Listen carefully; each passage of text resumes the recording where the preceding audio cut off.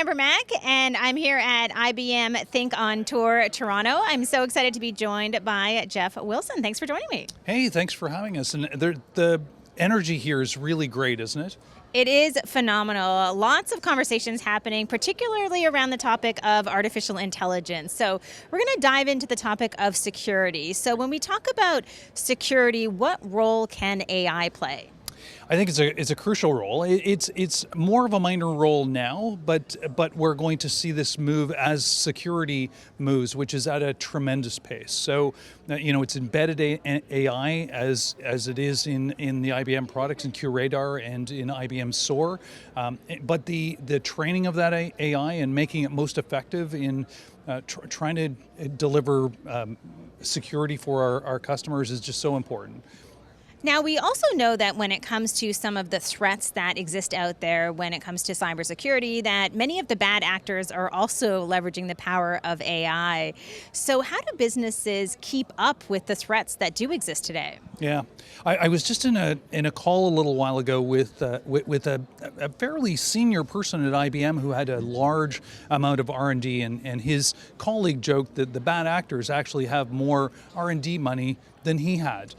Except he wasn't joking. They really, they're nascent states, they're big security actors, and so I think this is a really critical issue. They're going to continue to evolve at a very fast pace. And if you apply AI to this and those big budgets, what you have is these organizations have the ability to win. So the most of the literature suggests that the bad actors have the advantage with AI because all they have to do is get through once, and our customers, our clients, have to defend every single day.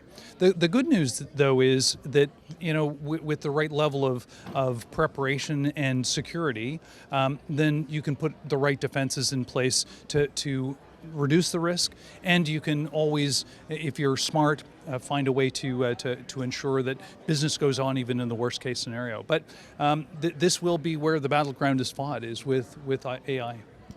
It's interesting, too, when we think about cybersecurity, because we know right now that there is a talent shortage. We need more people in those security roles. I know your organization has a division that focuses on security. What is that talent search like for you?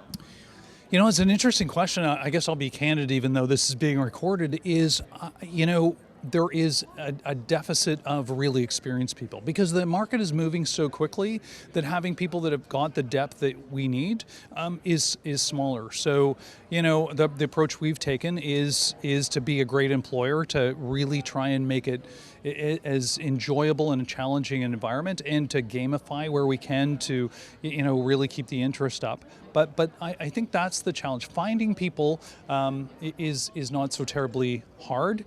Finding experienced people is hard. So finding them and retaining them. What I think is great is there's a whole lot of initiatives in terms of amping up the amount of education that's out there. For example, at TMU, there's the Rogers Initiative. There's a lot of interest in a whole lot of training sessions. You see the SANS courses being overdone. We've been talking with companies. For instance, there's a big cybersecurity training group in Israel that is really providing some really fundamental, both IT and then layering on security elements. So I think the training is amping up at the speed that's required. It's the experience that's necessary. So be interesting to see where educational organizations, do creative things around co-ops and internships. We've actually done a little bit of that. We worked with a PhD student actually exactly on the topic that we're talking about. He just wrote a IEEE article on how AI is used within the SOC environment to narrow the amount of remediation time on incidents. So there's a lot more internship and things that are happening to get that experience there, but it's still a challenge. So you're somewhat optimistic that we'll be able to keep up with some of the threats in this age of AI? I like the way you kind of made it. Yeah, it's onto you. I don't know. I do think so.